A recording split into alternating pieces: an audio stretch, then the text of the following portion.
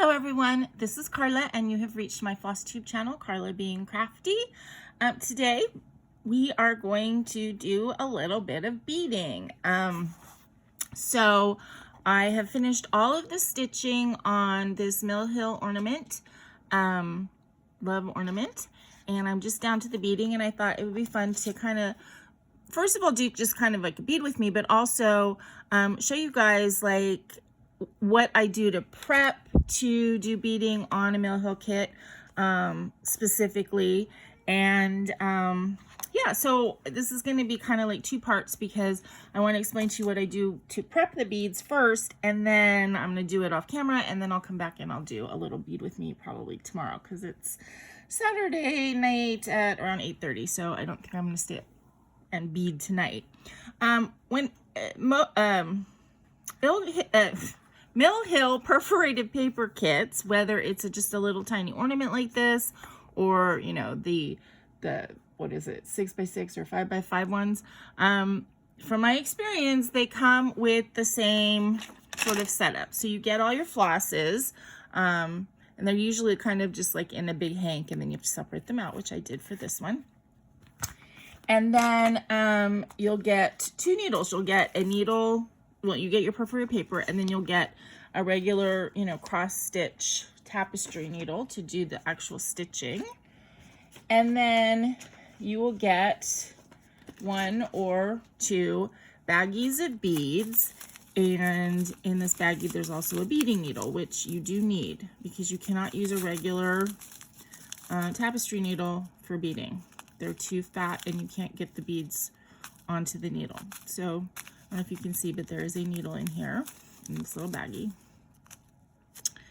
And you'll get the baggies of beads.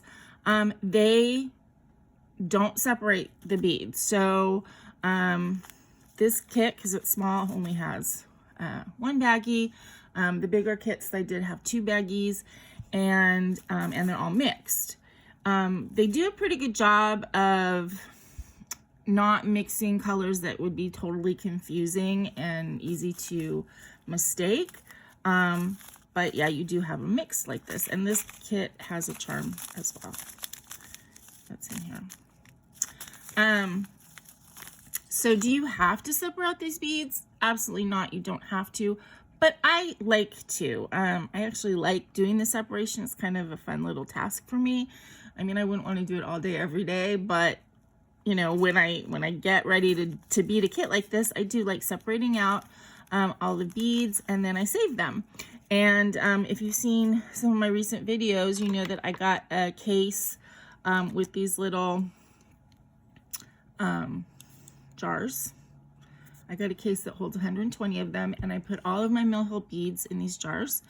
And that way, from project to project, I can look and see, I can save beads, and then when I do things where I'm just kind of kitting it from stash, as opposed to, you know, if I start like a Mirabilia or a Bella Filipina or something, I'm probably going to order the beads because I want to make sure I have enough. But if I'm doing just something that I'm kitting it from stash and I want to put a few beads on it, I can go to my bead case and find them. So I looked at the numbers on the Mill Hill chart, and I only had one that I already had of the 4 colors. So I made a little, and actually I had this jar, but there's nothing in it. So I don't know why that is, but it is. But I made the other 4 cases. And so what I'm going to do is I'm going to go ahead and separate out the beads in this and put them in their jars, and then we will do the beading together. So I'm going to leave,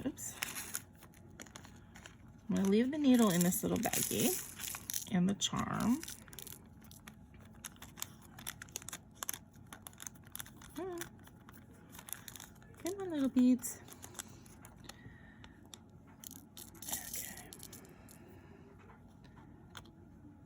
The little charm so that they don't get lost. And put it back into my tiny little I don't even know what this is called. It's from Bags Plus, I think. So cute. But it just has a little 6 sides, and I realized this is perfect for a Mill Hill ornament, and then on top of that, it's perfect to put in my purse as a travel project. So when I finish this one, I'm going to start another one and put it in my purse. But anyway, so here's my little tray of beads. I'm using, you know, one of the standard diamond painting trays, but you could, you know, do it in any kind of thing that would hold them. And then I'm going to use one of my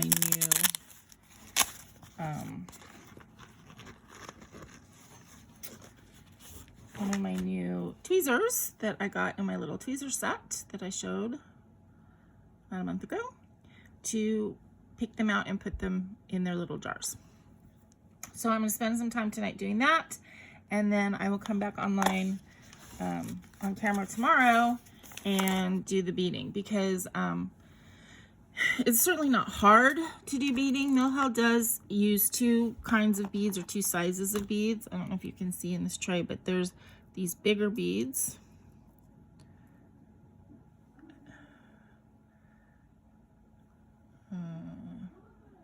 Those are bigger, and then it has petite beads too, which are these little teeny guys, and it uses a different technique for the 2 different sizes. So I will go over that with you in a little bit. So hope you guys are doing well. I'll see you in just a moment. Okay, so I last night did all of my bead separation. So I have now 4 colors. Oh, that's not it. It is.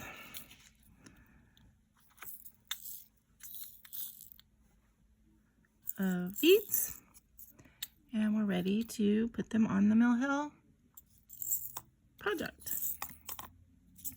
So the tools that I use to do this, I have a bunch of diamond painting trays, so I take advantage of those and I use them for my beads. I also use this little tool, and I will have to link it below because I'm not sure. I can't remember what it's called. I get these at 1-2-3 Stitch. They're under $2 each, and you just wear them on your finger, and then you can pick beads up like that. I know some people like to use like tacky bobs or something like that. I don't like those, or wouldn't use those, because for me, they're just going to get full of like hair and gross stuff. And this works really well for me. When my thread is actually long, then I don't even need this. I can just go into the tray itself while I'm stitching. But this does make it easier to pick up your beads. So with the Mill Hill kit, as I said earlier, there are 2 types of beads. There's the bigger ones like these, and they use a half cross stitch. Here's the instructions.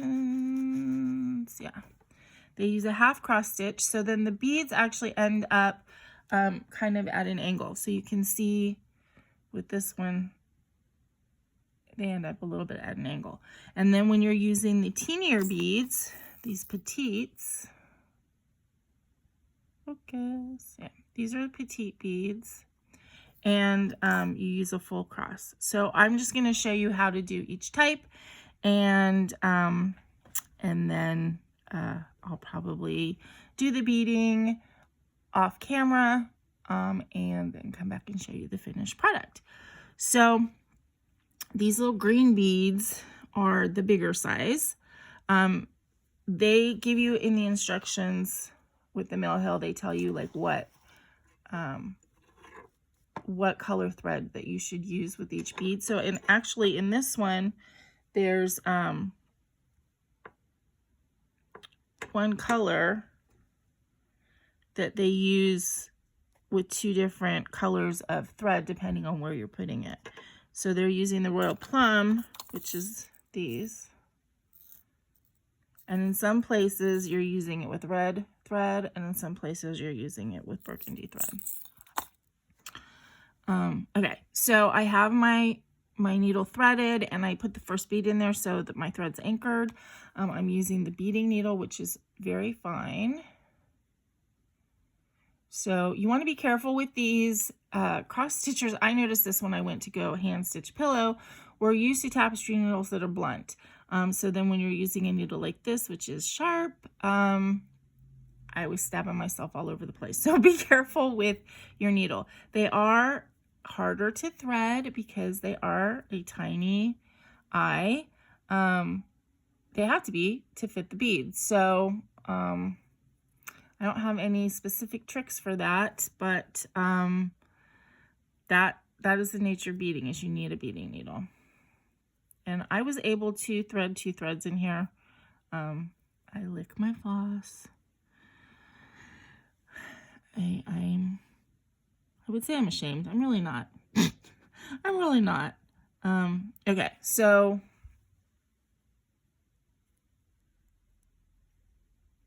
for this one, we're coming up, there's 2 green beads that go right here. So you come up in your bottom leg like you would just for a regular cross stitch. You pick up a bead on your needle, and then you go back down. And these bigger ones are easy because they are just the half stitch.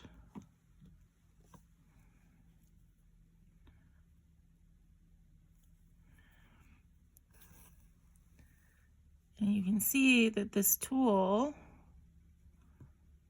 makes it really easy just to grab a bead.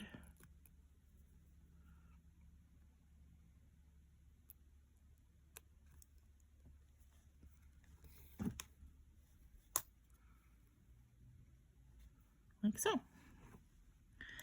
And you pick up some more.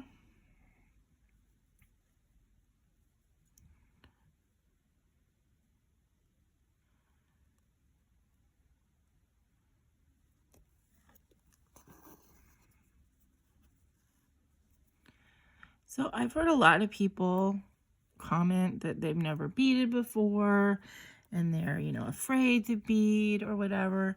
And I say to that kind of thing that is just silly. Get over it. Try it. Now, I'm not going to say that you will like it, because people have different tastes in craft projects, and some people love to do one thing and some people love to do another thing. But if you can cross stitch, there is no reason that you can't put beads on your cross stitch. It is not hard. It is not a difficult thing to do. It may be a little bit fiddly. You know, threading the needle, yes, is maybe a little bit more difficult. But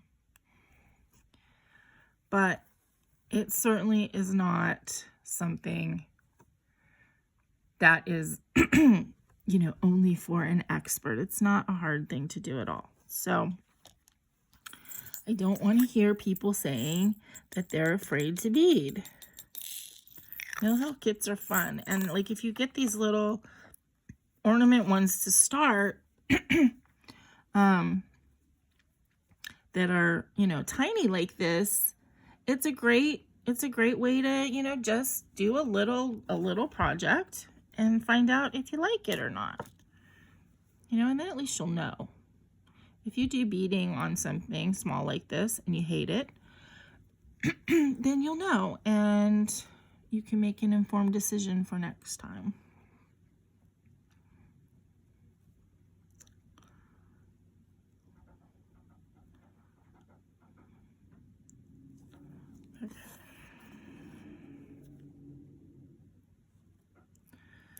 Okay, I'm going to finish up doing these green beads, and maybe I'll do one other color, and then I'll come back to show you how to do, whoops, the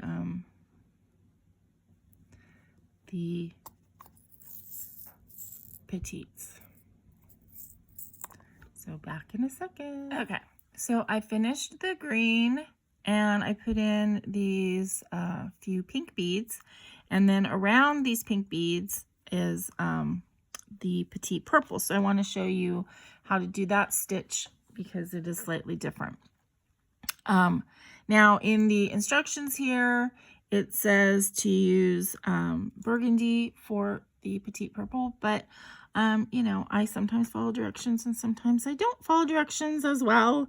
And since I'm using the pink thread for the pink beads on that heart, I'm just gonna save the, you know, use the same thread. And so if some of my purple beads have different colors, I don't think that's a problem.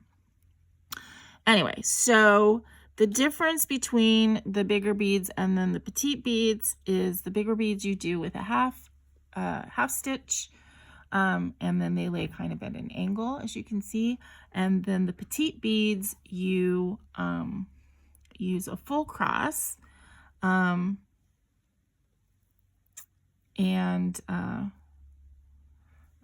so let me, hopefully you guys can see. I'm gonna start down in this very tip one because I think it might be the easiest to see. Okay, so you bring up your thread, pick up your bead on your needle, and go down for the first leg. Okay, then you come up for the second leg of the cross stitch. Take your needle and go through the bead.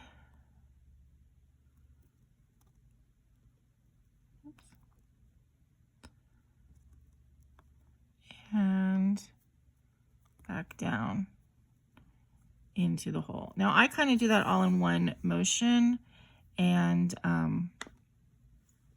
I don't like go through the bead, pull all the way through, and then go down into the hole. But if you're having trouble, you could do it that way.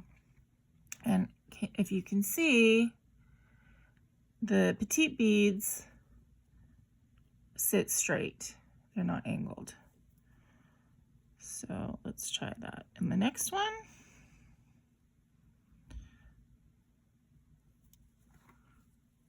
you come up, pick up a bead on your needle, go down for the first leg,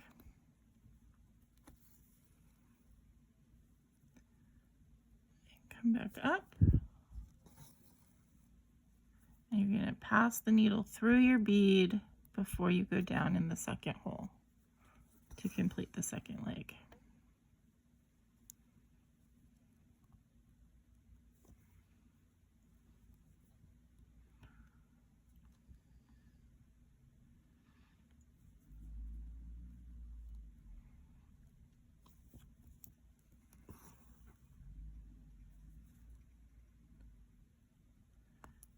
And you just continue like that.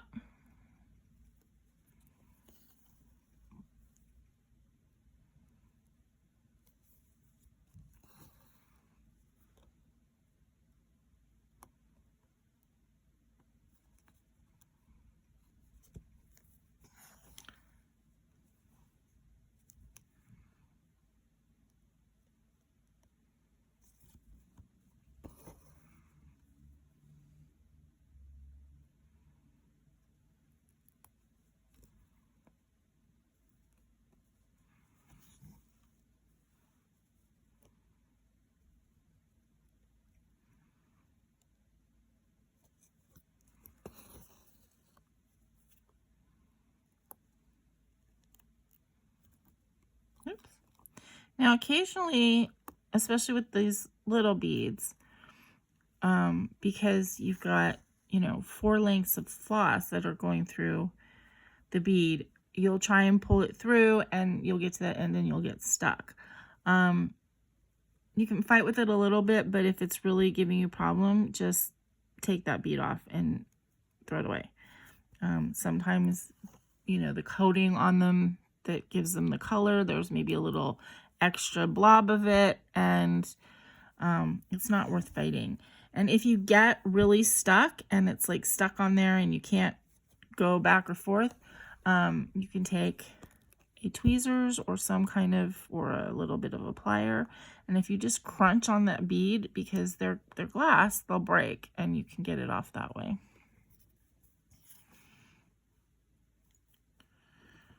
There you go.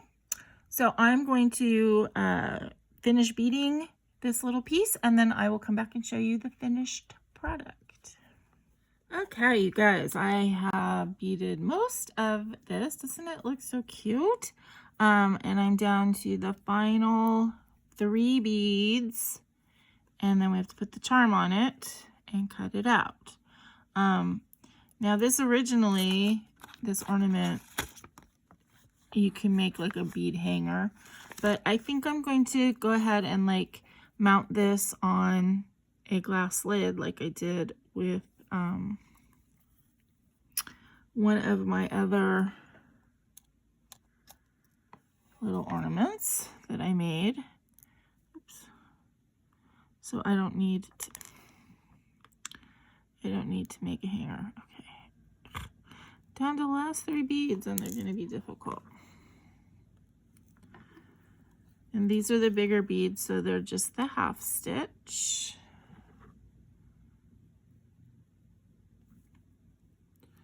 I hope I've managed to keep this in frame when I'm working on it for you guys, because I can't really see it that well. So my camera's kind of hanging in front of my face at eye level, and I can't see it very well. Okay, last bead.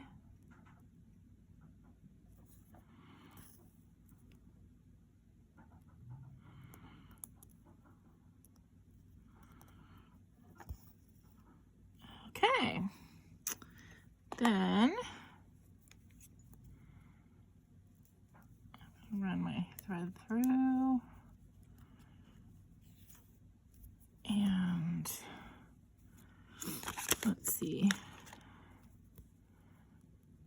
the little charm goes way at the bottom right here.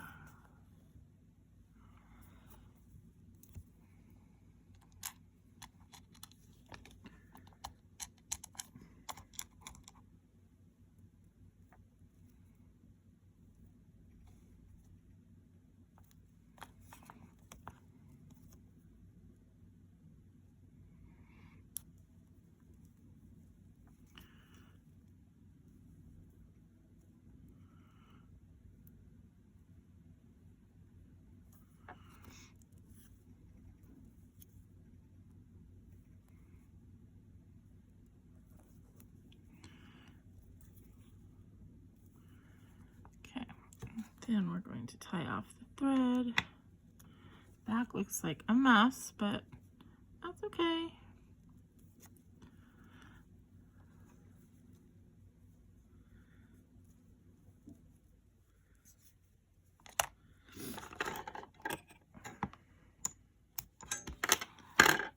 And there we go. So cute. All right.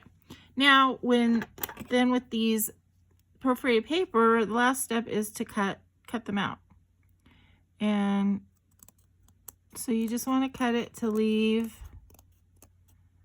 like one edge.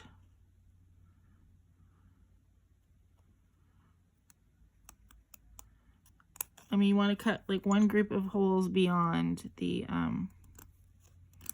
stitching.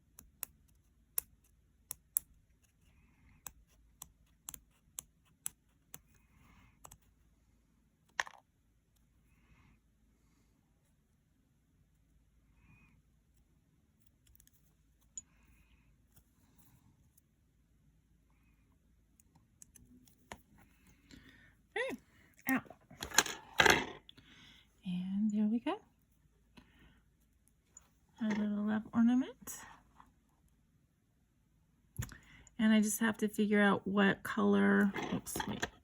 No, I guess that's right. I just need to figure out what color candle lid I want to mount this on. It actually might look really cute on a green, to kind of pick up the green in there. Maybe. I don't know. I'll have to decide. And then you guys will see it in my regular video. But I hope you enjoyed doing this little bit of beading, Mill Hill beading with me, and found it helpful. And I will see you guys in my next video. And until I see you again, please remember to be content, be kind, and be crafty. Bye-bye.